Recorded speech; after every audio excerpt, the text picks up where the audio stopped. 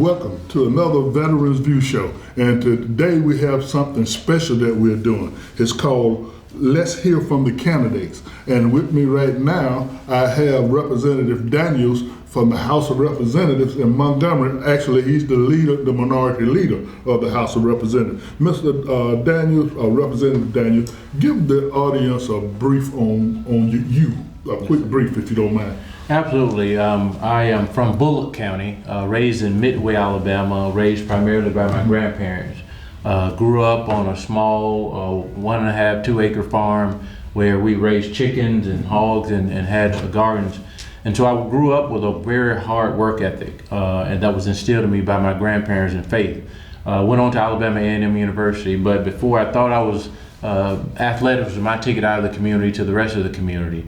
Many of your viewers will know me as AD, because I was in a basketball star in Bullock County, 6'3" point guard. Okay. And I tore my ACL.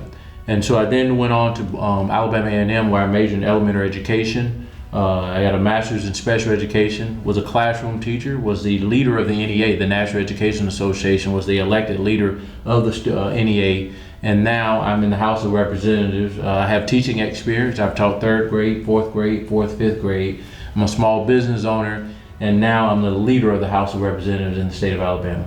Okay. And let me ask you, what made you go to school to become a teacher?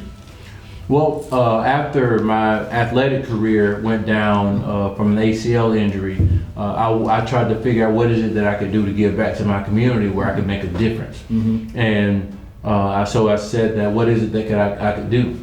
And it just came to me, and I have a relative that was the teacher at the time. Okay. And so I decided to major in education, elementary education, because you can shape those young minds early on. And being a young person going to education, being a role model for those young people. Okay, great. I just wanted to hear that because I've heard you before talk about your experience in education. But right now I want to ask you a question about how you feel and what can you do about a woman's reproductive rights with all of these different bills being passed and everything. Absolutely. What we're beginning to see play out, many of your viewers have probably seen me on CNN, MSNBC, and BBC and other shows fighting for IVF, making certain that they define a fertilized embryo as not being a child, so that it didn't have these particular clinics shutting down. And so that a family that came to me in their 40s, recently married, that said this is our last best chance to bring life into this world. And they postponed our appointments. And so you saw me fighting on the front lines to get the legislature to do something about the IVF ruling by the Alabama Supreme Court. And when I introduced the bill, it put the pressure on, and all the media did a great job of keeping the issue going, and they ended up passing something fairly quickly in the Alabama legislature. And so sometimes you have to play defense in order to play offense. Okay, great. Well, that's what makes you a great basketball player then, right? So my next question is, what can you do, or what are you planning on doing that can help black farmers here in Alabama? Well, right now we've seen where the Biden administration have given a lot of support to black farmers. I know that there's some of it is tied up in litigation, and so making certain that their equipment costs, looking at the loans, loan repayment programs, make sure that the loans are fair, figuring out ways to get them access to capital that's not going to break the bank or have them to put up the farm for it. Making certain that all farmers have an opportunity to have more tax breaks on whether it's the equipment that they're buying, making certain that we're encouraging them to produce more. Okay. Right now we've gone so far away from producing in this country to where we're so dependent on other countries. And so I want us to get back to the basics of being able to make those investments right here at home. Great, that's great. Well, what will you do for the people of the 2nd Congressional District? And what I mean when I say the people of the 2nd Congressional District, this is a district that consists of, 13 counties? 13 counties. And it stretches from Russell County all the way down to Pritchard, Alabama, which is right there in Mobile. As far as, and what I mean when I ask that question is, as far as, are you going to put an office here in Russell County for the people to know that they have a person who cares about them to help build infrastructure and the things that we need here. Being that we're next to I think the 5th largest military base in the country, which is Fort Moore. Absolutely. And so for me, I will tell you this. I've been to Russell County so many times, especially growing up. I have family here in Russell County. I have family still in Bullock County. My family and I will reside in Montgomery. We'll reside in Montgomery. We will have an office here. It's like the 3rd largest county in the Congressional District.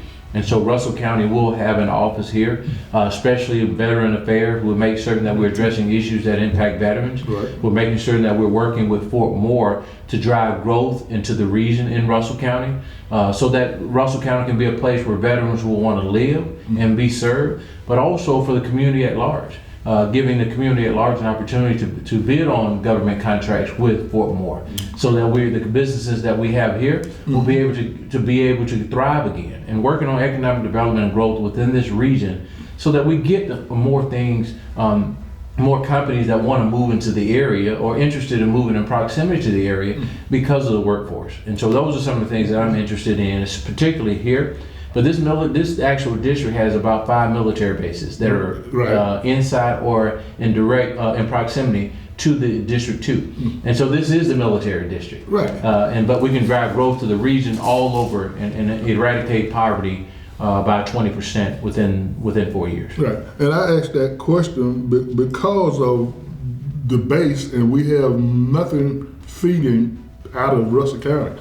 For instance, this is an infantry base, and they have vehicles, ammunition, whatever they need to operate. Something should be here in Russell County, so that all they got to do is feed it through the back gate. There should be a research park here. Right. And so working with the county commission and Mayor Lowe and others in the council is having conversations about having land, looking at land and assets to be able to do a research park. So that then what you're doing is you're attracting companies to expand that are in existence to either extend their some of their operations to Russell County, which is in proximity to Fort Moore, and actually part of Fort Moore sits in Russell County. That's correct. And so being able to drive government contracting. And with government contracting, you also have the incentive with hub zones. Looking at hub zones and creating hub zone opportunities for Russell County to be able to get more contracting opportunities. So it'll attract business to the area. But you've got to create a research park in order to be able to drive growth into this particular region. It is not just, it's more than just about the weapons, right? It's about, you said, talk about the vehicles and all that. There can be a local person that has a t-shirt shop that may be able to get a contract for the military to make t-shirts. Right. We want to also provide the technical services, the technical assistance to these small businesses that are in existence and future small businesses in order to drive growth and economic growth in this particular county and throughout the entire region. Okay. Well, thank you. And as I said, let's hear from the candidate. So we thank you for coming to the Veterans View Show and letting us know and letting our audience know what you plan on doing if you are successful and elected as the 2nd Congressional District Congressperson. Thank you. Thank you for having me. Yes, sir. Thank you. Experience reliability at its best with Beam's dedicated team of technicians. We're committed to keeping you connected. Call Beam today to start service or upgrade your existing plan.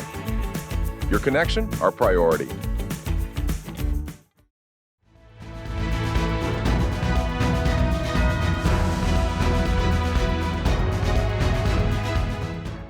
We're back, and we're still here. Let's hear from the candidate. And today, our second candidate that we have is Caroleene Dobson, and she's running on the Republican ticket. And we're going to talk a little bit, Ms. Dobson, about what your plans are for this 2nd Congressional District. But before we do that, I would like for you to introduce yourself and tell us a little bit about your history. Yes, no, thank you so much for having me. I grew up in a rural community in North Monroe County, a really small town named called Beatrice.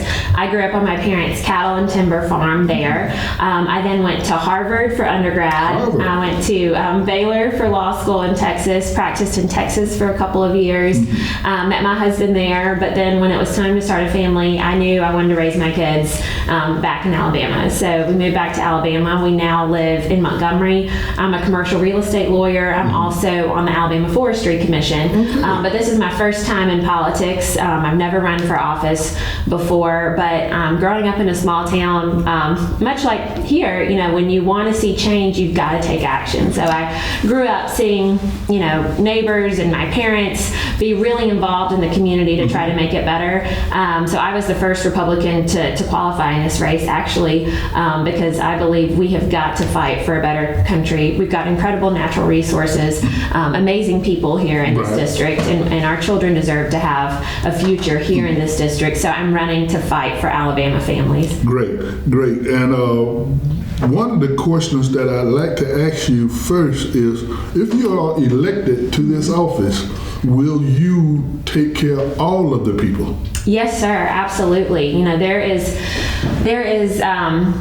This election is unusual. This district is unusual because we're used to districts in Alabama being solid blue or solid red. Right. And a lot of times it's just about who wins the primary. But in this case, this district is about 50-50 Democrat Republican, and it's really important that I spend time in all these communities, and that's what I've been doing. I've spent tons of time on the road, but I've enjoyed it because there are so many needs in this community, and I believe a solution to a lot of the problems that we're seeing is limited government. But I also believe there are a lot of issues right now that really shouldn't be partisan. We should all want a secure border. We should not want criminals just flooding across our border. We've got to secure the border, build the wall, enforce the stay in Mexico policy. That benefits all Americans. The regulatory state regulations are killing our small business owners. I don't care if you're Democrat or you're Republican, but when you have to file all this paperwork and you're constantly being overseen by the executive branch, that's hurting everybody. The fact that we're not energy independent, that is killing our small businesses. The price of gas, diesel, fertilizer, so much of this district too is rural and small towns. Right. And I'm coming, from a small town perspective, and I think we're missing that on both sides of the aisle in Washington. Cities have lobbyists. Right. Cities will let you know what they need, but our small towns, we've got to look out for them. And one of the things that I want to say now, and I do have the receipts for it, is that I invited the two Republicans that are in the runoff against each other and the two Democrats that's in. And I have not gotten a response from one Democrat and from one Republican. So I just want to make sure that people know that we're being fair. We're going to bring everybody on our show. So the next question I want to ask you is, what will you do about reproductive rights for women? Right. No, I'm a Christian. I'm a mom. I am pro-life. I believe that life begins in the womb, and it's a precious gift from God, and we have to ensure that we protect the rights of the unborn. I also believe that God has given us the technology to have IVF so that families that want to have children can bring those babies into the world. So I'm very grateful that our state legislature has addressed the fact that though life is protected from the womb, that these individuals that are not able to have children without the assistance of our medical professionals, again, whom I believe God has endowed with the technology and the wherewithal to allow people. An example is a friend of mine who, as a young woman in college, was diagnosed with leukemia, and so she was able to harvest her eggs and went through treatment, but would never be able to naturally conceive. Now she's married, and she's one of those women that was going through IVF when the Supreme Court decision happened. So I'm very grateful that our legislature prioritized clarifying that a husband and wife like her can utilize IVF in order to bring more life into this world. That's great. And now, going to my next question is, Black farmers, what can you do, or what will you do to help black farmers in the state of Alabama? Yes, sir. Well, I'm very proud to have been endorsed by the Alabama Farmers Federation, and farming is so, it's integral to not only, our food supply, but really the safety and security of our country. And we need to encourage first-generation farmers and black farmers to be able to continue providing for our food security. And black farmers make up a large part of the ag producers in this district. A lot of this district is rural and ag production. So we have to ensure that they have the access that they need and resources available. And also, again, kind of getting back to energy independence. That is when I talk to a lot of ag producers throughout, big scale and small scale, that, the fact that diesel and fertilizer costs are, there's been a 40% increase since Biden took office. That's really hurting, especially our small farmers. Another huge win, what would be a win for black farmers and for first generation farmers, would be a final and full repeal of the death tax. Because for the average American farmer, over 90% of their assets are illiquid, meaning that, when, the father dies, wants to pass the land on to his son or daughter to continue that, they don't have the cash. Yes, they have assets, but it's the dirt and the equipment, and they don't have the cash to pay this draconian death tax. And that's also what's really hurting especially our small farmers in this district. So my focus would be again, fighting back on the regulatory state, energy independence, and fully and finally repealing the death tax with respect to agricultural lands. And now, for my audience sake, would you explain the death tax? Because Yes. you said, and some may not understand what that is. Well, of course, the spin on it, it's, some folks and career politicians in Washington call it the estate tax, but it's a tax. When an individual dies, it's a tax paid on the value of the assets by the, either the heir or, whoever the inheritors are under the will. So, and again, it particularly hurts farmers because, again, technically their assets may be worth a lot of money because they have this land, but that is, again, for most American farms, that's 90% of their assets are tied up in land and equipment, and not things you can easily sell to then pay the taxes on that asset, as opposed to someone, some wealthy New Yorker that has a stock portfolio or something. If there's an estate tax paid on that, you can sell stock, but actually selling, your family's land that you have worked hard to cultivate is tragic. So we should keep that. So my next question is, and I'm gonna give you an example. We are still currently in the 3rd Congressional District. Right. And our current representative, Congressman Rogers, have not done anything that I know of for Russell County. Everything has stayed from Lee County back up, going back north. So what would you do? Will you, number one, for the 2nd Congressional District, and for Russell County, as far as you having an office here, and for infrastructure, give me just a little bit of what your plans are for this part of the 2nd Congressional Black District. Well, as I said earlier, my priority in this race has been to get out to all of these communities. I've been to Russell County multiple times because I think it's so important that I have a grasp on what's going on, off of 65 and off of 85. What's happening in these small towns and rural communities that may not get disseminated in Montgomery or in Mobile. And again, certainly there are opportunities and needs in Montgomery and Mobile that benefit the entirety of this district, but who's going to look out for the small towns? Right. And so it's my priority to be accessible to the folks of Russell County. Specifically with respect to Russell County, County, I think we have got to fight to increase our military preparedness, and that means ensuring that our military morale is boosted, and a key component of that is better treatment of our veterans throughout this district. Whether I'm in Washington County or here in Russell County, the state of the VA and just how cumbersome it is for veterans to actually get the care that they need, especially mental health care, it's deplorable. So that is certainly a priority of mine. And similarly, in a lot of rural communities throughout the district, mental health care is in crisis mode. We've got to have better solutions for mental health care and treatment. And one of the things, down in Mobile, they have a Steel Shipyard building, which I think is the largest employer in the state. And I don't understand why we don't have spin-off business from that here in this county. And the same thing with Huntsville. Why don't we have, with all of these dealerships, with the Space Center being there, the base being there, which does all of the helo training for the Army and all of the scientists that are there.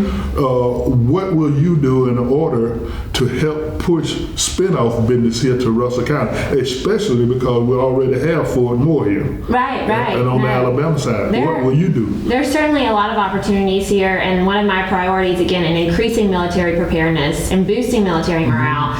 Part of the reason our military morale is where it is because we're lagging behind our enemies in the production of military equipment and technology. We have really got to boost that, and I think this district provides an opportunity for that. Again, like you mentioned, Austal and Airbus in Mobile, Lockheed Martin in Troy, we have got to continue to build that, and we've got some great examples here in this district where we could even expand that because we have got to catch up. Chinese Navy is bigger than ours now. That's just an example, and if we're going to recruit the bravest and the strongest and the brightest into our military, they've got to know, that we are giving them the tools that they need. I mean, it's kind of similar to, you build a new college builds a new football stadium and athletic facility, they get a better recruiting class, and so we have got to ensure these young people that want to serve our country that we're equipping them like they need to be equipped. So I absolutely will fight for the defense industry and expansion of that. Well, that's all the questions we have for you today, Ms. Dobson, and we thank you for coming to the Veterans View Show